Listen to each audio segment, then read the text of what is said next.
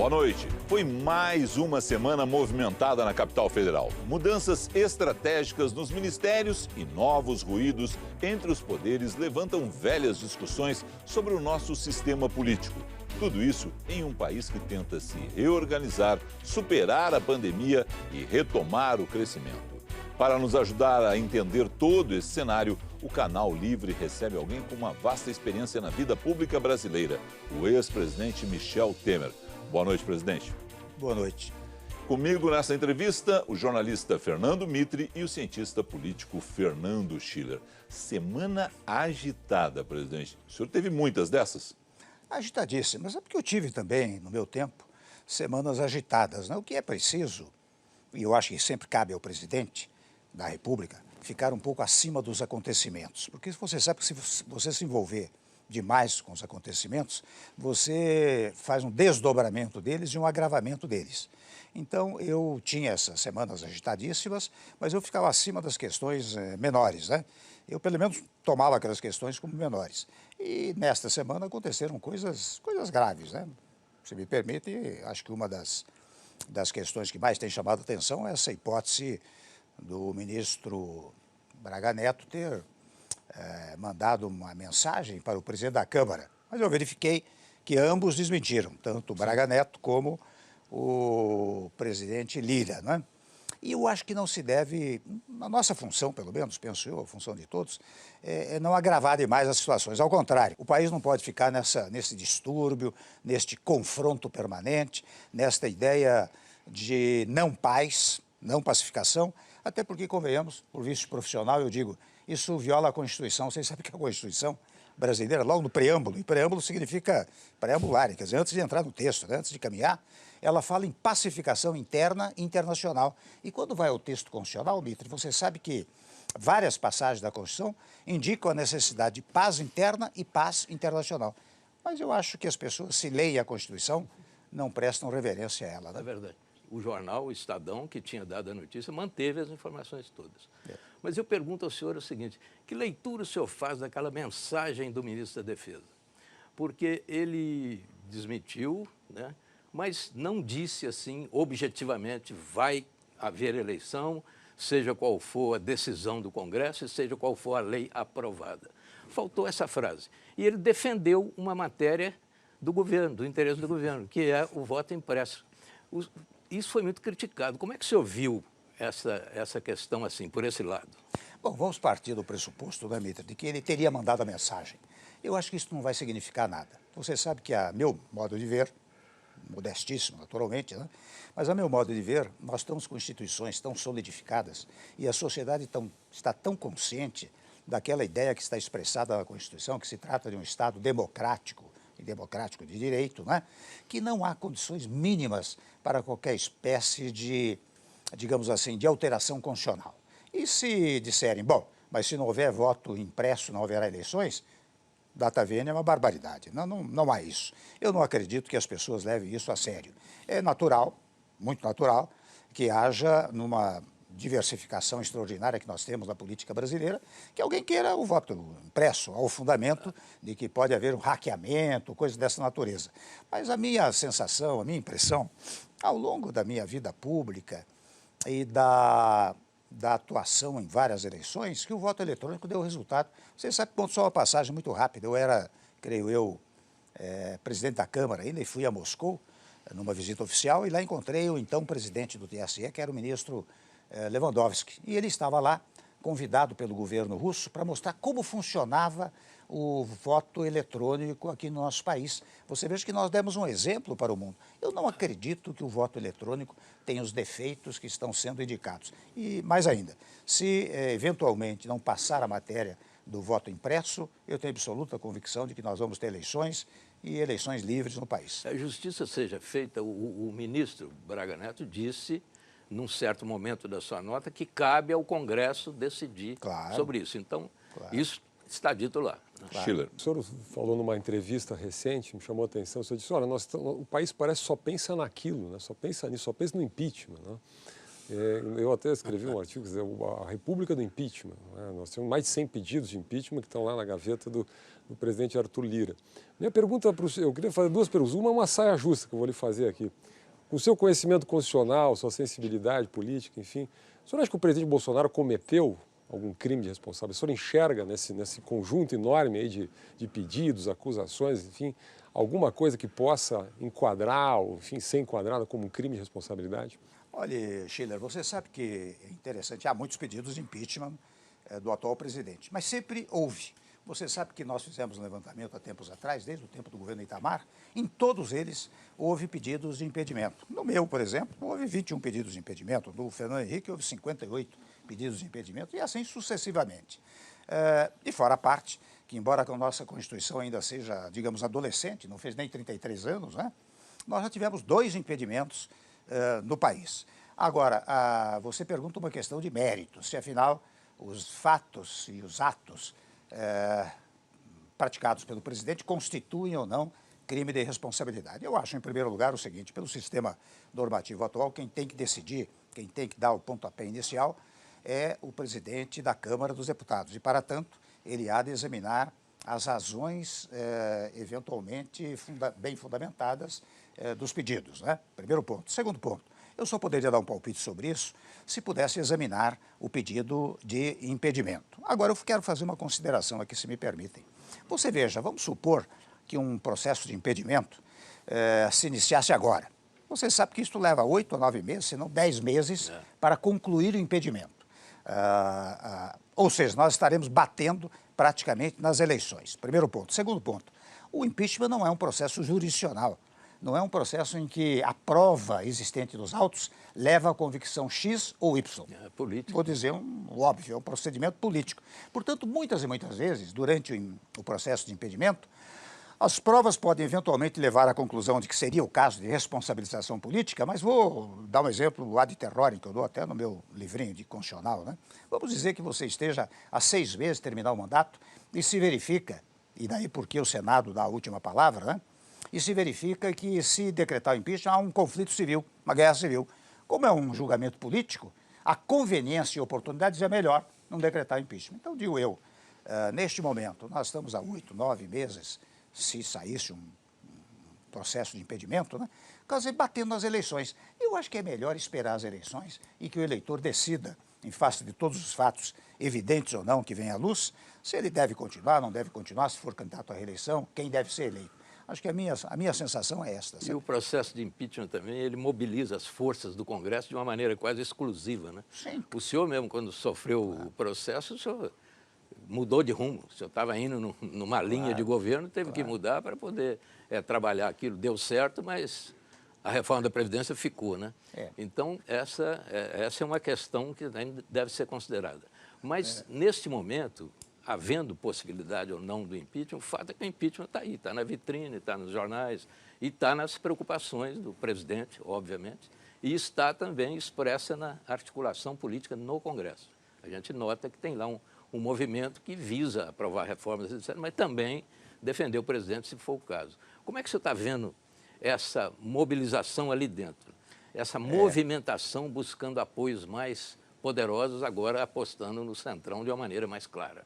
Eu acho o seguinte, viu, Mitre, que o presidente faz muito bem de buscar apoio do Congresso Nacional. Aliás, o senhor propôs isso para ele desde o começo. Desde o começo. E você sabe que eu pratiquei isso no meu governo. Né? Eu, quando pensei no que talvez venhamos a debater aqui, o semipresidencialismo, né?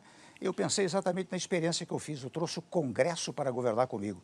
E é fundamental, mesmo no presidencialismo, que você tenha maioria parlamentar. Porque você veja, você manda projetos de lei, projetos de emenda à Constituição, você manda medidas provisórias que hão de ser convertidas em leis. Se você não tiver o apoio da maioria do parlamento, você não governa. Né? Primeiro ponto. Segundo ponto, você sabe que quem produz o impeachment não é o Congresso Nacional. Quem produz o impeachment é o povo na rua. O povo, quando milhões de pessoas se manifestam em várias oportunidades, porque elas sensibilizam o Congresso Nacional. E daí o Congresso Nacional, de alguma maneira, acompanha a vontade popular. O caso da Dilma, né? Aquelas multidões. Foi isso que aconteceu, não é? E hoje em dia, eu acho que essa história de chamar o Centrão, eu acho que, na verdade, tem que chamar o Congresso inteiro. Quem puder fazer parte da base parlamentar, tanto melhor. E até, com muita franqueza, eu tenho dito sempre o seguinte, às vezes eu vejo objeções da seguinte natureza, o Centrão não pode indicar ninguém, o Centrão não pode participar de coisa nenhuma. Ora, se um presidente da República, que depende do apoio do parlamento, disser, olha, por coerência, deveria dizer, olha, não aceito indicação deste grupo, que este grupo não se comporta bem, qualquer coisa assim, por coerência, deveria dizer, olha, também não quero o voto dessa gente. Ao dizer não quero o voto dessa gente, está perdendo 100 a 120 votos. Né? Então você tem, e esse pessoal que chegou lá, Bitri, não chegou levado por uma centelha divina, foi pelo voto popular. Então você tem que trabalhar com o que você tem. Né? Como se dá republicanamente essa negociação? Porque para nós que ficamos aqui fora, sempre se tem uma situação assim de imaginar que tem muito o toma lá da cá. Como é que é, de fato, uma negociação dessas? Olha, eu dou a minha experiência. Né? Em primeiro lugar, hoje você tem as chamadas emendas impositivas. Você não tem como deixar, porque impositiva é, aquelas emendas que forem estabelecidas. Né? Em segundo lugar, eu confesso que muitas e muitas vezes o presidente da República autoriza a remessa de valores para município, estado, mas não é para o deputado nem para o senador, na verdade é para fazer uma estrada, para fazer uma iluminação, para fazer alguma coisa. Portanto, até é um fato gerador de empregos. E o veículo desses pleitos, naturalmente, é o deputado ou o senador. Isto que sempre acontece. Né? Não toma muita clareza essa expressão, toma lá da cá. Porque eu tomo lá da cá, eu te dou isso e você me dá aquilo. Né? O que eu acho é que isso que está sendo feito agora, quando ele chama o Ciro Nogueira, né, que é o presidente do PP, para a Casa Civil, naturalmente para fazer uma boa interlocução com o Congresso. Isso é fundamental para ele, para o governo. E o poder sobre as emendas também. Né? Tem 11 bilhões de emendas aí, que evidentemente isso vai fazer um sucesso muito grande lá no Congresso. Sem dúvida, mas por isso que eu tenho proposto, preocupado com essas questões, né, que parecem menores, mas não são, eu tenho proposto a mudança do sistema de governo, né, sobre o qual podemos até conversar depois. Né? O senhor experimentou isso, na verdade, né? O Chile depois aprofunda isso para nós, mas o presidente, ele experimentou isso na prática, uma espécie de semipresidencialismo. Né? Você sabe, olha, eu não faria, Mitra, as reformas que eu fiz, trabalhista, teto de gastos, ensino médio, a queda da inflação, a queda dos juros, a recuperação das estatais, a recuperação do PIB, se não tivesse o Congresso Nacional ao meu lado. Não é? Eu fiz isso não apenas por convicção, por formação, digamos assim, democrática, mas também, aqui vai o vício profissional, né? Porque a Constituição assim determina. Né? Bom, vamos entrar então nesse tema do semipresidencialismo, presidente. Há muitas dúvidas sobre isso. A impressão que se tem é que o país pede um sistema mais flexível, quer dizer, o custo do impeachment é muito alto, quer dizer, as razões de crime de Estado parecem se misturar muitas vezes com avaliação sobre desempenho do presidente. Não é? Então, se no regime semipresidencialista ou parlamentarista, você não precisa de crime de responsabilidade para trocar, né, o chefe de governo. Né? Então, seria um sistema que permitiria, digamos assim, uma maior flexibilização, menor vulnerabilidade à instabilidade do sistema. Mas tem muita gente também que diz que aumentaria a instabilidade, porque você, de alguma maneira, você deixa o sistema de governo do país, né, à revelia ou deixa submetido às variações do jogo político no Congresso, enfim, aos humores de pressão de opinião pública. Então, por que essa proposta nesse momento, presidente, do semipresidencialismo, o senhor vê ela viável na conjuntura brasileira? Olha, Schiller, você sabe que há tempos atrás, 1 mês e meio, 2 meses atrás, eu publiquei um artigo no Jornal Estado de São Paulo com esse título, o semipresidencialismo, né? E preocupado até com uma coisa, porque eu, claro, saí da vida pública, mas muitas vezes a vida pública não sai de você, né? E eu, um pouco preocupado com isso e pretendendo colaborar, eu levei adiante essa coisa do semipresidencialismo, que eu confesso, devo dizer aqui, já durante o meu governo, até era presidente do TSE, o ministro Gilmar Mendes. E nós conversamos muitas vezes sobre a hipótese, digamos, de tornar, de concretizar aquilo que eu estava fazendo. E a concretização seria por um semipresidencialismo. Agora, veja bem, esse semipresidencialismo não é o parlamentarismo puro, porque o parlamentarismo puro, a expressão mais vibrante do puro, é o rei reina, mas não governa. Quer dizer, o chefe de Estado é alguém que representa o Estado nas suas relações exteriores, mas não tem uma presença governativa efetiva. A meu ver, isso seria impossível no Brasil, porque a nossa cultura ela cultua muito a figura do presidente da República. Então você precisa ter um presidente da República com poderes. Quais são esses poderes? No semipresidencialismo. que nós estamos propondo, e muitos propõem. Em primeiro lugar, você tem a representação diplomática para o exterior. Segundo, é chefe das Forças Armadas. Terceiro, nomeia ministro do Tribunal de Contas e até do Supremo Tribunal Federal. Terceiro, você tem direito ao veto e sanção dos projetos de lei. Veja que poder extraordinário terá o presidente da República. Agora, a chefia administrativa da nação, a chamada chefia de governo, esta passa a ter sede constitucional no parlamento, né? O primeiro-ministro não precisa ser necessariamente um parlamentar, mas ele é indicado pelo presidente para aprovação pelo parlamento. Quais são as vantagens? A primeira delas, acho que você já esboçou uma ideia, é impedir os traumas institucionais. Você sabe que toda vez que há um impedimento, e mesmo antes do impedimento, quando se começa a falar muito em impeachment, né, impedimento, já cria uma certa instabilidade institucional. E eu diria, entre aspas, que aqui no Brasil isto pegou moda, né? Na verdade, a todo momento tem pedido impeachment de todo mundo, não é? Isso instabiliza o país. Primeiro ponto. Segundo ponto, você tendo o governo sediado, o governo da administração pública, né, sediado no executivo, o legislativo, além de legislar, ele passa a executar. Portanto, sediado quando ele vai, no legislativo. no legislativo. Portanto, quando ele vai pedir voto para a reeleição, ele não vai pedir com base nos milhões que ele levou lá para o município, para o Estado. Mas ele vai dizer, eu governei bem, se for do bloco da situação, ou me opus adequadamente, se for do bloco da oposição. Quer dizer, conceitualmente, nós teríamos a solução para esse trauma que é a existência de 30 e tantas siglas partidárias. Porque você tem um bloco que é a situação, um bloco que é a oposição. Conceitualmente, são dois partidos. Primeiro ponto. Segundo ponto que eu quero dizer, de fora a parte você tirar, portanto, os traumas institucionais, você também reduz, digamos assim, a ideia, o conceito de número de siglas partidárias.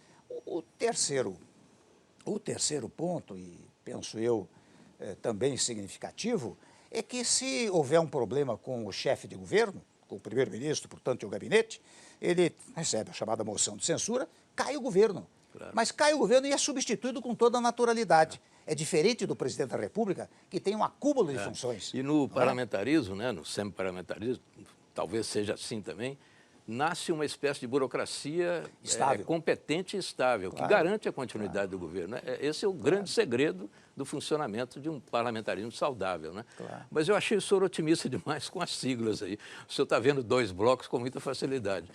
Nós temos ali aquela sopa de letrinhas ali, sabemos que o nosso quadro partidário é caótico, sabemos que pensar num parlamentarismo ou num semi-parlamentarismo com o nosso quadro partidário já assusta logo no início, porque ali a gente não tem representatividade no sentido democrático pleno. 30 e tantas siglas, aquilo ali representa o quê? Né? Muitas vezes é muito mais o interesse do que o bem comum que está ali. E é inevitável, porque como é que 33 siglas vão expressar ideologias, pontos de vista, valores, etc.? Não é bem assim.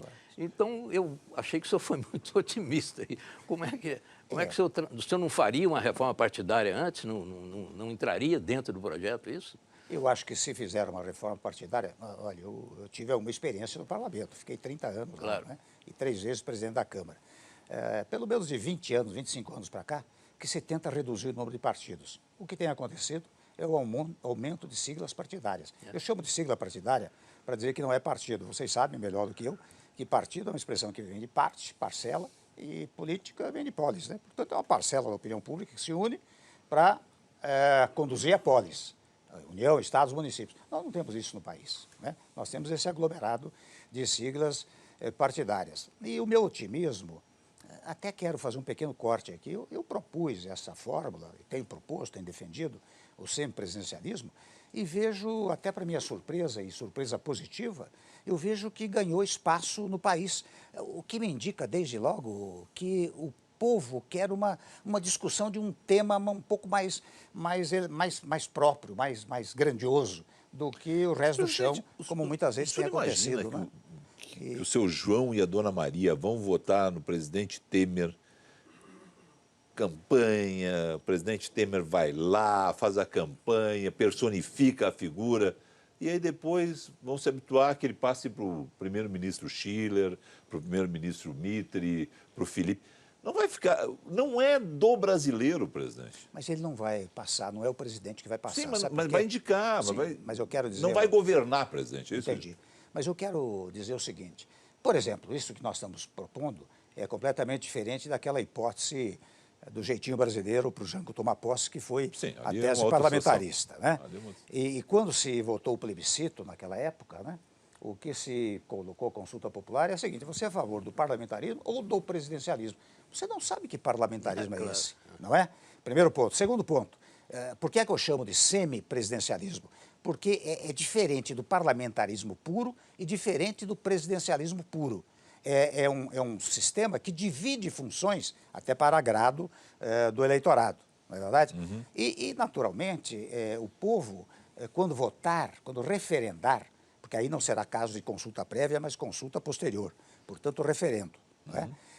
A minha ideia, a ideia que tem guiado esse projeto, é a seguinte: o Congresso discute o tema, acaba aprovando um determinado semipresidencialismo e o submete à consulta popular. Ora, submetê-lo à consulta popular, com 3, 4 meses antes da consulta, vai esclarecer ao povo o que é este sistema. O senhor acha que isso será suficiente para o debate com a sociedade? Ah, eu acho. Eu acho que será. Olha, ganhará. Para o meu paladar, é claro que eu estou propondo isso para 2026. Porque, a meu ver, quem foi eleito em 18 foi eleito debaixo de um determinado sistema jurídico que lhe permite não só a reeleição, mas a reeleição nos termos do sistema normativo em que foi eleito. Perfeito. Então tem que propor isso para 26. Mas eu não seria, digamos assim, não seria inadequado. E há poucos dias me visitou o deputado Samuel Moreira, que Ele tem um projeto. apresentou o projeto exatamente nessa direção. O presidente da Câmara também, Já o apoiou? Ayrton Lira também. O Arthur Lira também tem. TSE, o presidente do TSE ministro se Barroso. manifestou favoravelmente. Enfim, ganhou dimensão. Claro que eu não estou propondo isso para ganhar ou perder. Eu estou propondo isso, como outros propõem, para gerar um debate mais grandioso no nosso sistema. E veja como a eleição presidencial ganharia uma dimensão extraordinária se nós tivéssemos esse tema em pauta. Vamos dizer, vou cronografar aqui, vamos dizer que ainda neste ano fosse possível aprovar um projeto, até o começo do ano, um projeto de semipresidencialismo, e volto a dizer, é semi porque nem o presidencialista, nem o parlamentarismo puro, não é? Vamos dizer que isso fosse possível, você teria durante a campanha eleitoral a manifestação de deputados, senadores, não é? A discussão, o referendo até poderia dar-se na própria eleição presidencial e governamental, não é? Do ano que vem, para vigorar, muito bem, em 2026. Isso como um exemplo, né? Agora, exemplo. o presidente, me diga uma coisa, o distritão o senhor esqueceu, né? Sabe o que acontece? Eu sou muito apegado ao texto constitucional. Então, quando você lê o texto constitucional, você percebe o seguinte: quem tem autoridade no nosso país é só o povo. Está dito lá, quem tem poder é o povo, só tem autoridade quem tem poder. As outras autoridades são autoridades secundárias, o presidente da República, o Supremo, o senador, o governador, são autoridades constituídas, e constituídas pela vontade originária, que é a vontade popular. Ora bem, quando eu vejo isso, e eu tive uma experiência curiosa na Câmara, quando eu era presidente, o Enéas foi eleito, 1,5 milhão de votos, levou um deputado que tinha 285 votos. Este que tem 285 votos, governa, porque ele vai lá, vota sim, não, abstenção, está governando. Colegas meus do MDB que tiveram 120 ou 128 mil votos, não chegaram por causa do quociente eleitoral. Mas o senhor tem um caminho melhor do que o distritão para resolver isso. Que é o distrital do tipo isso. Alemão. Exato. Resolve isso. Mas resolve, você sabe que, de qualquer maneira, é eleição majoritária. Majoritária, lá eles votam 2 vezes. Uma é eleição majoritária, a outra é proporcional. Então, mas você veja, o distrito hoje é o Estado, na federação. O que se quer é fazer distritinhos, reduzir esse distritão para distritinho.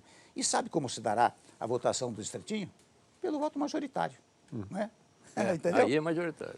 E aí tudo bem. Não, então eu hoje, diante dessa tese, eu acho que se houvesse isso, não é fácil, porque para você distritalizar o voto, você necessariamente vai reduzir a representação dos estados que hoje têm 8 deputados e aumentar sensivelmente a representação. Sim, então, nesse momento, o senhor não defende o distritão.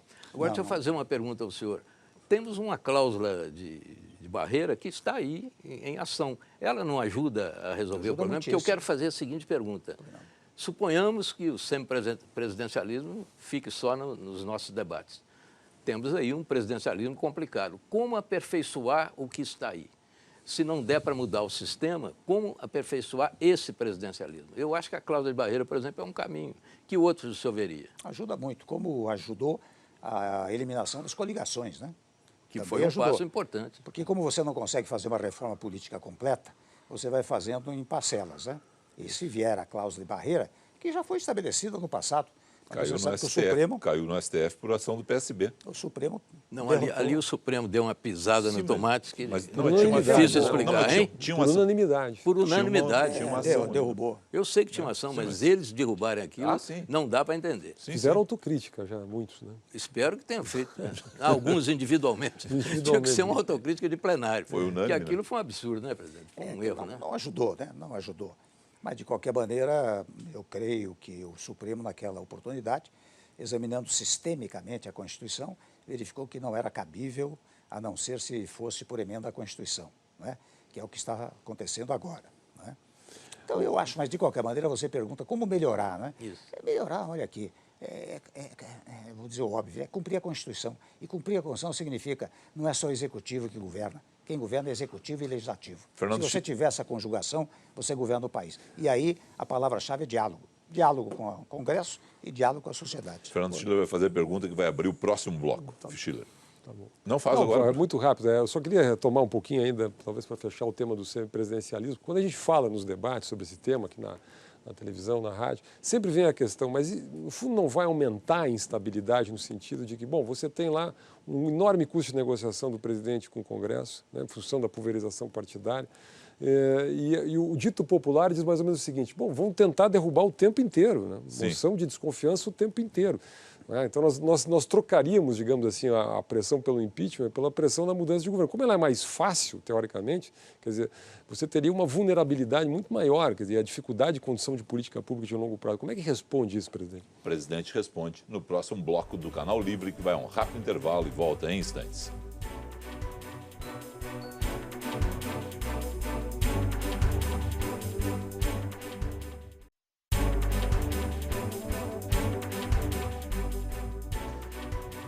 O Canal Livre está de volta recebendo o ex-presidente Michel Temer. Fernando Schiller. A minha única pergunta foi, nós não vamos acabar, presidente, mudando 3 ou 4 vezes de primeiro-ministro durante um mandato, vai aumentar a instabilidade, né, num sistema como esse? Como é que evita isso? Em primeiro lugar, você sabe que os exemplos universais são sempre muito próprios para quando a gente quer investir no modelo político do país. E você veja o êxito extraordinário de Portugal. Portugal, quando adotou o semipresidencialismo, você vê o Marcelo Rebelo de Sousa, é do Partido Liberal. O Antônio Costa, que é o primeiro-ministro, é do Partido Socialista. E eles se conjugaram e trabalham juntos. E veja o progresso de Portugal. Veja o caso da França, de igual maneira. Veja o caso da Espanha, de vários países que adotam esta espécie do semi-presidencialismo. Portanto, o exemplo é uma coisa muito importante. Segundo ponto, não há instabilidade maior, Schiller, do que o que vem acontecendo no Brasil. O presidente não consegue dormir tranquilo e nem o governo caminhar tranquilo, porque a todo momento tem pedido impeachment. Primeiro ponto. Segundo ponto, a vantagem do semipresidencialismo, que lá, neste tópico, é uma espécie de parlamentarismo, sediado que está no Congresso, é que se houver queda do governo, não há traumas institucionais. Você substitui o governo com muita naturalidade. Diferentemente, eu vivi esta questão, né? No caso do presidencialismo, quando cai o presidente, é uma guerra brutal. A oposição é ferocíssima. Os que perderam o poder, muito legitimamente, também se opõem com muita ferocidade, né? É claro que o governante, se tiver cabeça, ele diz muito bem, a oposição compete opor-se, ao presidente compete governar. E o governo, ele se opõe. Claro. Não é? Mas não é isso que acontece muitas vezes no país. Eu, graças a Deus, fiz isso. A oposição se opunha e eu governava. Não é? Mas não é isso que normalmente acontece. Então, eu não creio que gere maior instabilidade. E é claro, deixar claro aqui também, né? Eu acho que o pior para mim, tendo em vista a insistência, né, de uma ou outra participação, é se eu ficasse em silêncio. Então, quando eu proponho essa tese, que já vem sendo debatida, não é, naturalmente, bom, vamos aprovar de qualquer jeito, não é assim, não. Uma longa discussão irá pela frente e vocês verificam que, neste período todo, isso tomou boa parte do noticiário, né? Os que são contra, os que são a favor. Isso é extremamente útil, porque os que estão contra também vão depurando e apurando o próprio sistema não aumenta a instabilidade, não. Mais do que está, meu caro, de jeito maneira. Mesmo porque essa instabilidade, entre aspas, ela se resolve sistemicamente, ela se resolve ali dentro. Ali dentro. Faz parte da natureza Claro, do sistema parlamentarista, que é politicamente mais evoluído. Eu acho que não há dúvida sobre isso. Agora, é difícil pensar numa mudança assim, sem que haja um debate profundo na sociedade. Eu tenho dúvidas sobre esses 3 meses que o senhor falou aí. Mas, presidente, o senhor se referiu aos outros poderes aí no último bloco. É claro que não se trata de um poder só, são 3 poderes. Eu queria que o senhor avaliasse as relações entre poderes no Brasil hoje. Há momentos muito preocupantes aí nesses últimos meses, nesses atritos entre poderes, né? Nós temos, inclusive, 2 inquéritos lá no Supremo, um inquérito sobre que investiga atos antidemocráticos, o outro que investiga fake news. O então presidente Toffoli do Supremo, aqui no Canal Livre uma vez, anunciou aqui para nós que havia um sistema internacional de apoio a essas organizações, que ele chamava até de subversivas, através das redes sociais, recebendo recursos de fora e tal. Então, é uma situação bastante grave. Os atos antidemocráticos também estão aí, irritam muito o Planalto. O presidente participou de alguns, ou esteve perto de alguns e tal. Tudo isso é conteúdo para esses inquéritos. O presidente tem se referido ao Supremo, às vezes, de maneira também preocupante, e vice-versa, né? Haveria uma reunião agora entre os presidentes de poderes. Foi adiada porque o presidente Bolsonaro foi internado no hospital e tal, como acompanhamos. Como é que o senhor está vendo esses atritos? O senhor não se preocupa muito? O senhor não acha que isso é uma coisa grave? É gravíssimo, né? É gravíssimo. E até eu digo o seguinte, um breve comentário inaugural, que é o seguinte: o Supremo também, quando toma essas providências, ele está ancorado, não só no texto constitucional, mas também no regimento interno da própria Corte, primeiro ponto. Mas o segundo ponto é grave, Mitre, porque o que se verifica é uma inconstitucionalidade. Você veja, eu acabei de falar em autoridade primária e autoridade secundária. As autoridades constituídas devem pautar-se pelo texto constitucional que foi fruto da soberania popular. E a soberania popular, quando recriou o Estado brasileiro, disse aqui, olha aqui, eu vou criar esses 3 órgãos aí, vocês são independentes. Independência significa competências próprias, administração própria, orçamento próprio, mas harmônicos. Então, quando há uma desarmonia, o que há é uma inconstitucionalidade. Por isso que vem apelo, né, e a necessidade de discutir a mudança do sistema de governo, porque você não pode manter-se em permanente desarmonia no país entre os órgãos do poder. Primeiro ponto. O segundo ponto é que isto gera uma desarmonia na própria entre os brasileiros. Você veja a história de uns contra outros, ou nós contra eles, como queira rotular-se este fato, né? Começou lá atrás, continua agora é de todos os lados, é A contra B. Então, isso não pode existir no país. Você pode ter divergências programáticas, divergências ideológicas, diferenças administrativas, mas não pode ter a instalação de um ódio entre os brasileiros. E isto, lamentavelmente, o presidencialismo atual está gerando precisamente isso, né? Schiller. Uma questão, presidente, ainda sobre essa tensão institucional. Uma outra tensão institucional que nós estamos vivendo essa semana é a tensão entre o chamado grupo militar, não é? Se é que existe isso, o grupo militar, mas enfim, a presença de militares do governo, militares de alta patente no governo, não é? E o mundo político. Não é? Quer dizer, uma tensão permanente, que é uma marca do governo Bolsonaro. Houve uma presença muito grande, um aumento muito grande das presenças de militares no governo, e agora tramita uma PEC no Congresso, que aliás obteve assinatura suficiente para tramitar, que pretende que militares da ativa não possam ocupar funções no executivo. Né? Qual é a sua visão sobre isso? Tem alguma coisa errada nisso? Quer dizer, é da natureza do regime democrático, os militares tenham essa participação? Nós passamos do ponto com a presença de militares na área executiva? Qual é a sua visão sobre isso? Bom, em primeiro lugar, eu não faço distinção entre militar e civil. São todos brasileiros, portanto, brasileiros que são poderão ocupar qualquer cargo na administração pública. Há esta questão do militar estar na inativa ou não estar na inatividade. Eu reconheço que essa coisa dos ativos, dos que estão na atividade, ocuparem cargos públicos, preocupa não apenas os congressistas, fruto desse projeto normativo, mas as Forças Armadas. Você sabe, eu convivi muito com as Forças Armadas, me deram um apoio extraordinário no meu governo, nas chamadas GLOs, né? Aquela coisa da garantia da lei e da ordem. Aliás, o senhor que inaugurou a presença de um militar no Ministério da Defesa. Não, mas era um militar na inatividade. portanto, um civil. Você veja que os preconceitos vão a tal ponto que o sujeito está na inativa, é civil e jamais deixa de ser militar. E não é assim, quem está na inatividade é civil. Mas é a forma de tratamento da gente, né? Nós nos referimos ao general, ao coronel, eles carregam, né? Mas tá o senhor equivocado. carrega a presidência, eles carregam também a profissão nesse caso. Os próprios E militares Quando eu não nomeei o Silva cultivam Luna, isso? que é uma bela figura, Fez um bom trabalho lá. Fez um bom trabalho. Ele era secretário executivo do Raul Jungmann, que era o ministro da Defesa. Quando criei o Ministério da Segurança, eu chamei o Raul para o Ministério da Segurança e conversei com ele. O que você acha? Vamos botar alguém lá? Qual é a sua sugestão? Ele disse, olha, quem conhece tudo lá é o Silva Luna, que hoje é civil, porque está na inatividade. Ele poderia continuar, ser o ministro. E foi quando eu nomeei e fiquei muito feliz com a nomeação dele, porque me deu muito amparo no governo, né? Portanto, eu volto a dizer, eu não faço distinção entre militar e civil. É claro, veja bem, eu, advogado, se eu vou para o presidência, a minha tendência é levar gente da classe jurídica.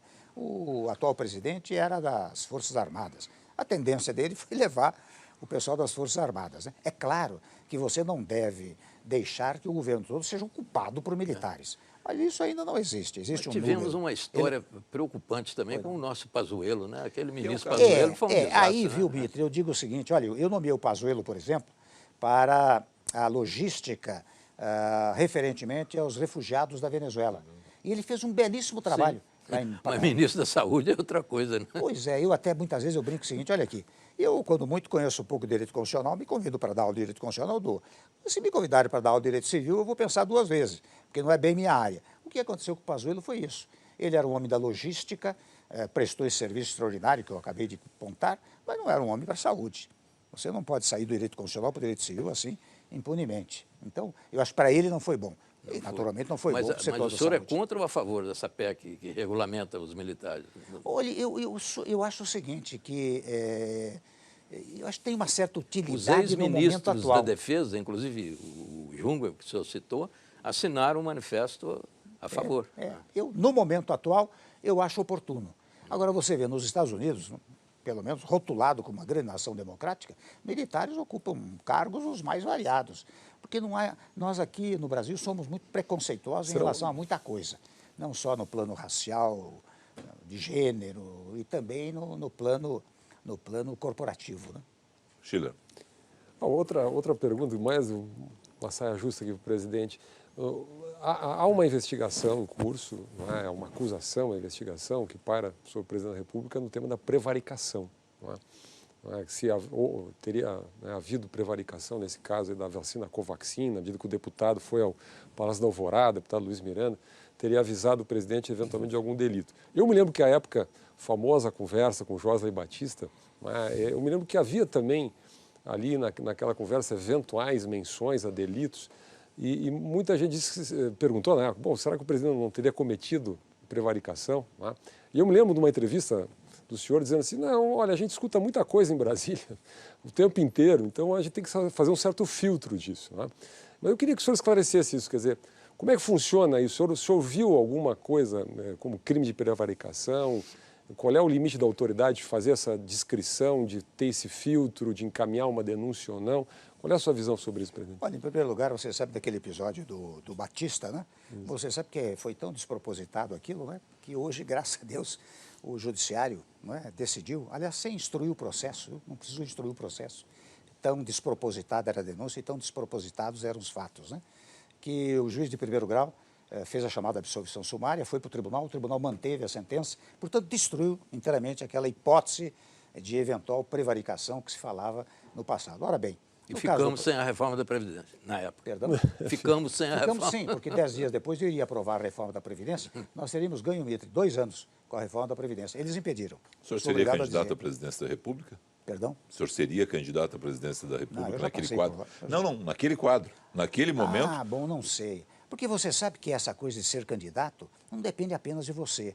Depende da conjuntura que, num dado momento, diz assim, você tem que ser.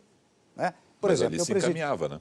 Perdão? Caminhava para isso. Se encaminhava. Sim, outro objetivo foi impedir, evidentemente, que eu pudesse ter vitórias, porque, evidentemente, depois da Previdência, eu tinha formatado uma simplificação tributária.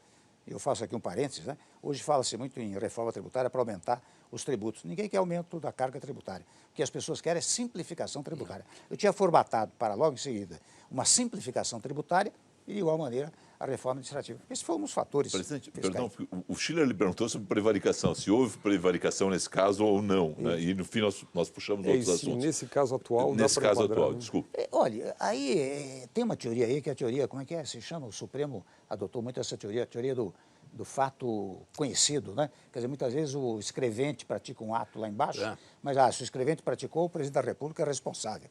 Aí era preciso, viu, Schiller, examinar os autos, examinar o que está acontecendo, para ver exatamente se caracteriza-se ou não formalmente o crime de prevaricação, né?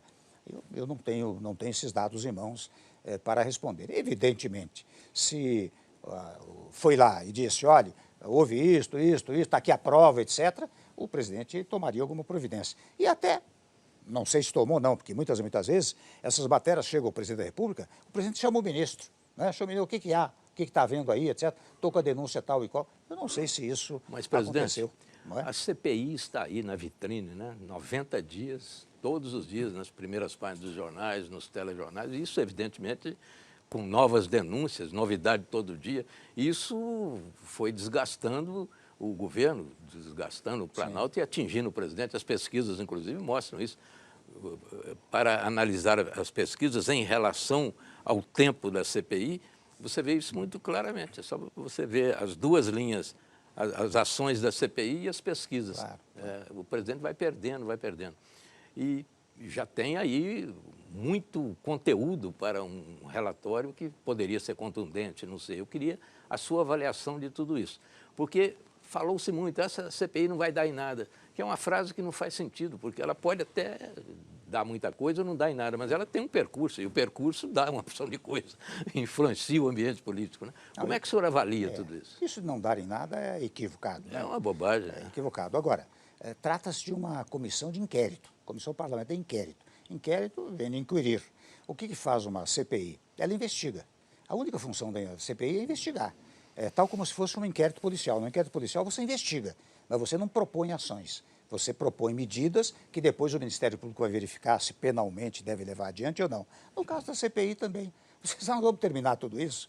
E eu, olha, faço aqui um pequeno corte para dizer que em dado momento, muito frugalmente, muito rapidamente, eu propus que nas CPIs, que é a função fiscalizadora do Legislativo, o resultado final já fosse ou o encaminhamento de uma ação penal ou uma ação de responsabilidade. Porque o final do inquérito, Mitre, é de uma suavidade extraordinária. Você manda para o Ministério Público verificar se é caso de uma ação civil ou de uma ação penal. Então vai depender lá na frente do Ministério Público. Aras, vai depender do Augusto Aras. Do Augusto Aras, dos assessores a quem ele encaminhar. Eu creio que o Procurador-Geral, se houver elementos sólidos para uma responsabilização política ou para uma ação de natureza penal, eu acho que ele tomará. Eu não tenho dúvida disso. Da teoria do domínio do fato. Domínio do fato, perfeito, perfeito. Sua memória está melhor que a minha. Domínio do fato. Presidente, mudando um pouco de foco, pensando já para as eleições do ano que vem, o país está polarizado, você tem essas duas, né, as duas candidaturas colocadas aí, mas a grande pergunta do país, no fundo, quer dizer, pelo menos uma parte do país, vai ter uma terceira via ou não vai ter uma terceira via, né? E nós tivemos muitas notícias nas últimas semanas, enfim, que a candidatura uma hipótese de candidatura do presidente do Senado, Rodrigo Pacheco, ganhou algum espaço, né? Qual é a sua visão sobre isso? Tem espaço para uma terceira via? O senador Rodrigo Pacheco poderia ser uma alternativa? Qual é a sua visão sobre isso? Olha, eu acho, em primeiro lugar, porque é um equívoco nessa discussão, na medida que se pensa que a terceira via é em função do candidato. E não é.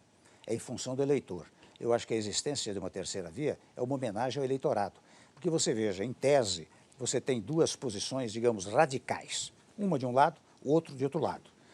Se o eleitor não tiver opção, ele vai votar muitas vezes num ou no outro por falta de opção. Ou então, o voto em branco. E a minha preocupação é que, se houver isso, haverá muito voto em branco. Primeiro ponto. Segundo ponto, se você tem uma terceira opção, é claro, como poder emana do povo, se o povo for lá e votar num dos radicais, ou melhor dizendo, numa das eventuais radicalizações, muito bem, o povo quis, está decidido. Mas ele tem que ter uma opção. Por isso que a terceira via é uma opção em função do eleitorado. E eu acho que ela virá. Porque nós temos muito tempo ainda pela frente, viu, Schiller? Nós estamos trazendo 22 para 21, quando 21 é para cuidar da recuperação da economia e da pandemia. Aliás, muitas vezes eu digo, se o presidente da República, naturalmente, tivesse logo no início centralizado a questão da vacina, logo no primeiro momento, chamaria governadores, chamaria os chefes de poderes, chamaria a oposição ao fundamento de que, olha aqui, minha gente, esse vírus aí, ele não pergunta se você é do PSDB, do PMDB ou do PSOL. Então vamos trabalhar todos juntos agora, uma espécie de um pacto. Eu cheguei a escrever, nacional, até propondo isso, porque eu penso que se o presidente tivesse feito isso, não é? Até a história do lockdown, do fechamento, o povo ficou um pouco indisposto, claro. Mas se houvesse uma grande reunião de toda essa gente, e dissesse, nós vamos fechar por um mês, o povo compreenderia, percebe? Então, eu acho que se ele tivesse feito, hoje ele seria herói nacional. E, olha, seria difícil impedir a reeleição, porque o inimigo dele, por mais que ele tenha destinado bilhões para vulneráveis, para micro e pequena empresa, o inimigo dele hoje é a vacina. É. Não é verdade? E faltou a coordenação nacional, né, que seria elementar para enfrentar esse vírus. Claro. E nesse particular, há muitos candidatos a Qual é o seu candidato, presidente? Qual é o seu candidato? Qual seria o seu candidato? Nós vamos fazer uma nova entrevista em julho do ano que vem. Isso aí o presidente responderá imediatamente. Né? Qual é a dificuldade do MDB em ter candidato? Não, você sabe que há poucos dias veio me visitar a Simone Tebet com o Baleia. Ela é um nome cogitado, mas na conversa que nós tivemos, e ela colocou-se exatamente nessa posição, dizia, olha, meu nome está sendo oferecido, mas para essa hipótese do chamado, do que se chama centro democrático, uma coisa mais ou menos assim. Não é? Porque, convenhamos, se houver uma pulverização do chamado caminho do meio, daí não tem jeito. Né? Mas é o que sempre acontece. Na última eleição foi uma coisa lamentável. Houve um momento que tinha 6 candidatos disputando aquele centro ali. Né? Ficaram algumas lições daquilo lá ou o senhor acha que estamos na estaca zero em relação ao centro? Fica a lição que você está retransmitindo aqui. Quer dizer, as pessoas discutem, acham que deve haver uma única candidatura, desde que seja eu. Então, daí fica difícil. Aí fica difícil, né? Mas vamos... Eu lembro que eu entrevistei, o senhor não vai lembrar disso, mas eu lembro que eu entrevistei lá em 1989, naquela convenção do MDB, que eu acho que foi a última convenção do MDB daquele poder. Ali, Ulisses, o governador de Minas, Newton Cardoso, Arraes, né, todo mundo em Brasília, toda uma movimentação muito grande. E aquilo parecia ser uma sinalização, porque era uma primeira eleição que os partidos brasileiros fariam essas prévias. Agora o PSDB fala numa prévia. Só que o MDB foi definhando, era o maior partido e nunca conseguiu apresentar uma candidatura com real potência para chegar à presidência. É verdade. Você sabe que interessante a história do MDB, que fez a redemocratização no país, mas num dado momento ele transformou-se num partido fortemente congressual. Tanto isso é verdade que você veja os grandes planos do país, como o Plano Real, a responsabilidade fiscal, os programas sociais do tempo do presidente Lula, né? Eles não iriam adiante se não tivesse o PMDB optado por eles. Então ele transformou-se numa força congressual extraordinária. Sobre mais, você veja, o PMDB, ao longo do tempo, tem tido o maior número de municípios, o maior número de prefeitos, vice-prefeitos e vereadores. Não é? De modo que no dia que ele lançar um candidato a presidente da República, ele tem chance dessa capilaridade. Agora, eu sou obrigado a reconhecer que, faço aqui um pequeno corte, né? Eu fui 15 anos presidente do PMDB. E quando a cada triênio eu queria deixar, e os líderes vinham a mim e diziam, não pode, se você deixar, virão 10 candidatos aí, etc. Eu fui ficando, mas porque eu somava as várias correntes do MDB. Mas, presidente, né? essa capilaridade que o senhor descreveu aí, era exatamente o argumento do doutor Ulisses. Eu me lembro de uma entrevista que eu fiz com ele, e ele dizia, em qualquer cidade, em qualquer rincão desse país que eu chegar, tem um motorista e um vereador me esperando. Essa capilaridade é o sentido da minha candidatura. E ele somava a isso a Constituição. Ele acreditou muito no poder eleitoral da Constituição. E teve 4%. Né? Foi um equívoco, né? Mas isso faz parte da vida. Ele repetiu Churchill, né, que ganhou a guerra e perdeu a eleição. Mas depois ganhou. Depois ganhou. Eu não quero dizer o erro, mas assim, o problema pode ser que o MDB é uma frente desde 1960 e ele não tem uma figura símbolo, né? Não tem lá o seu Brizola, essas figuras que catalisam, né? Porque o MDB tem, na verdade, tem tudo isso, né? Tem várias lideranças e não tem uma figura central, né? Ele teve símbolo, né? O doutor Ulisses foi um símbolo. Certo, mas não catalisou. Não catalisou. Mas, presidente... não, por favor. O presidente Sarney, quando assumiu o governo, assumiu em nome do MDB, né? Do MDB. Quando eu assumi também em nome do MDB. Né? Quer dizer, nós já chegamos ao governo de alguma maneira. De alguma maneira. Agora, hoje pensa-se nisso, que o MDB possa fazer parte deste núcleo que quer caminhar pelo meio. Eventualmente, pode ser um candidato do próprio partido. Agora, isso sozinho, muitas vezes, é complicado. Não dá. Presidente, falando agora do dia a dia do brasileiro, nós estamos caminhando com a vacinação, né? A vacinação, depois de tantos atrasos, de tantos negacionismos, tantos equívocos e tantas acusações, a vacinação está caminhando, essa é a verdade. Cerca de 50% da população já estão vacinados, né? Na primeira dose, né? A segunda já está perto de 20%, etc. Está indo. E a economia dá sinais de recuperação bastante sólidos. Essa dupla pandemia-economia, ela certamente será definidora nessa campanha eleitoral, nessa eleição. Como é que o senhor vê, como é que o senhor avalia isso? O senhor acha que com esses dois aspectos, com lados positivos bastante claros, isso está começando a mexer de fato com a realidade brasileira? Isso pode e deve influir e definir essa eleição? Eu acho que influi, sim, influencia. Você sabe que se a economia... Você tem um ano para a próxima eleição. Se a economia melhorar substancialmente, e você veja, é interessante aqui, me permita colocar uma coisa do meu governo, né? As coisas que o presidente Bolsonaro deu sequência foi exatamente em razão, como consequência do meu governo, né? Ele deu sequência àquilo que vínhamos fazendo. A pandemia, claro, que cortou esta sequência. Mas veja bem, quando terminar a vacinação, imunização total, a economia recuperar-se substancialmente, e veja, é curioso, este último trimestre é 789 bilhões de arrecadação, etc. Né? Se recuperasse substancialmente, naturalmente, quem vai desfrutar disso é o governo. É o governo federal. Ela vai influenciar nas eleições. Não tenho dúvida disso. O senhor está vendo possibilidades disso acontecer, quer dizer, da economia realmente tomar uma velocidade? Eu sou otimista, você sabe, Mitter, eu peguei o governo federal em maio de 16. O produto interno bruto era negativo em 3,6%. Um ano e 2 meses depois, 3 meses depois... 1,3%. 1,3%. Quer dizer, a economia brasileira tem uma capacidade de recuperação extraordinária. O país cresceu 5% ali. É isso, entendeu? Isso estou falando em 1 ano e meio. No ano seguinte, ficou em 1,8%, porque, na verdade, deu aquela greve dos caminhoneiros que foi desastrosa, convenhamos. Nós resolvemos tudo isso, mas prejudicou, porque o produto interno bruto seria maior ainda. Então, eu acho que a capacidade de recuperação que nós temos é muito grande. E eu confio que isto venha a acontecer. Né? Schiller. Presidente, muitas perguntas, mas uma que, quer dizer, que sempre se faz, quer dizer, o tema das relações entre o Supremo e o Executivo, especialmente, que nós vivemos esses 2 anos de muita tensão. Não é? O senhor vê, por exemplo, recentemente, na própria instalação da CPI, foi uma determinação feita pelo ministro Barroso. Não é? Hoje a especulação do país é que se o Supremo teria ou não alguma iniciativa no sentido da determinação para que o presidente Arthur Lira avaliasse, né, julgasse, enfim, o procedimento ou não, um processo de impeachment. Né? O senhor vê que há um problema nisso? Quer dizer, o senhor vê digamos assim, como algo que passou um pouco do limite? Quer dizer, o senhor vê como a judicialização da política nesse período incomoda o senhor em termos de equilíbrio dos poderes? Ou isso é, digamos assim, perfeitamente normal, absorvível no quadro da Constituição brasileira? Olha, incomoda, Schiller, mas não é culpa do Supremo.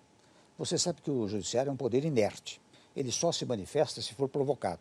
E quem provoca o Supremo nessas questões? São os partidos políticos, são os deputados, são os senadores. Então, enfim, a classe política em geral. Então, quando chega uma questão dessa no Supremo, o Supremo tem que decidir.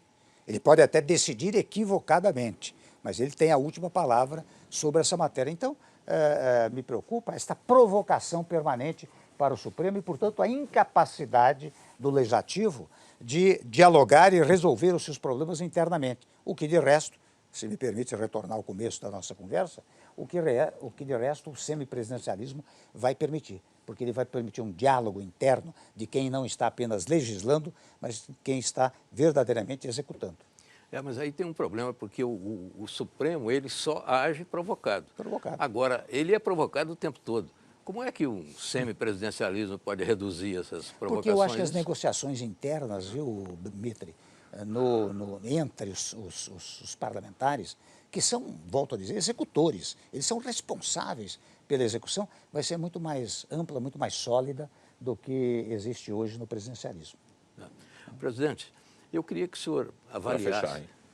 Está terminando. Uma perguntinha rápida, porque faz parte do dia a dia nosso e vai fazer parte do dia a dia da campanha eleitoral, e isso tem uma força enorme, que são as redes sociais, as fake news, essas mensagens que sobem a temperatura, às vezes desce, mas o ódio está ainda permeando esse debate político dentro das redes sociais. Isso é uma novidade que vem crescendo, e na última eleição isso foi muito grave, não tem dúvida nenhuma.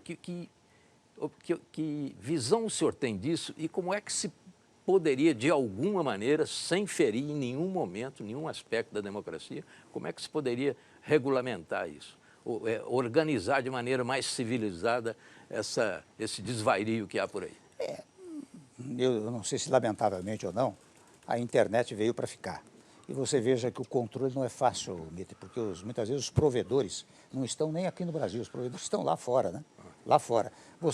Eu vejo a todo momento que o Congresso tenta meios e modos de impedir essa proliferação que se deu na internet, porque ela gera instabilidade. Agora, aqui é só pregação, viu? Acho que é um fenômeno educacional, não é verdade? Não há outro jeito de fazer, porque se você avançar demais, você vai cair no tópico da censura. Aí é um perigo. Está censurando, não dá. Aí é um perigo. E a liberdade de informação, é interessante, eu faço sempre uma distinção. As pessoas falam muito em liberdade de imprensa. Eu digo, a liberdade de imprensa não é em favor do jornalista, do dono do jornal, do meio de comunicação. É em favor do povo. Ele é conteúdo, a liberdade de imprensa, de um continente chamado liberdade de informação. Tanto que você vê na Constituição, veja como a harmonia constitucional é muito expressiva. Você tem o chamado direito de resposta. O que é o direito de resposta? É para completar a informação, não é? E eu verifico que de uns tempos a esta parte, a imprensa diz, né, o outro lado, porque vai buscar outra informação. Então, e aqui, se você insistir demais, você começa a ser acusado de censura, né? E isto não é útil para o país. Na linha da pergunta do Dmitry, não posso deixar de perguntar, presidente Temer, mas qual é o limite, então, da liberdade de expressão? Porque a discussão, você diz sempre, pode defender a ditadura, pode defender o AI-5, qual é o limite, qual é a fronteira que o senhor imagina? Você tem no sistema normativo, Schuller, todos os instrumentos capazes de inviabilizar isso. Você sabe que, por exemplo, se você for caluniado, infamado, ou difamado, injuriado, você tem crime de injúria, difamação e calúnia. Você vai a isso. Se você agride os pressupostos democráticos, você tem instrumentos. O Ministério Público é o defensor do Estado democrático de direito. Você tem instrumentos que possam ser levados adiante. E eles têm que ser levados adiante. Quer dizer, isso vai gerando critérios educativos. Você não pode censurar. Não é? Você não pode dizer, bom, isso tem um limite. Nós dois estamos aqui, você me calunia. Eu vou lá no judiciário, eu não vou me delaterar com você. Eu vou ao judiciário igual o Schiller me caluniou. Você tem no sistema normativo meios e modos de impedir que os delitos fiquem impunes. E mesmo porque abrir a porta da censura não fecha mais. Claro, sem dúvida. Isso não tem limite. Sem dúvida. Presidente, muito obrigado mais uma vez pela sua presença no Canal Livre. Uma boa semana. Muito obrigado a vocês. Grato pelo convite. O Canal Livre de hoje fica por aqui. Agradeço a participação do ex-presidente da República, Michel Temer, também do jornalista Fernando Dmitry e do cientista político Fernando Schiller. Uma ótima noite a todos. Até a próxima semana.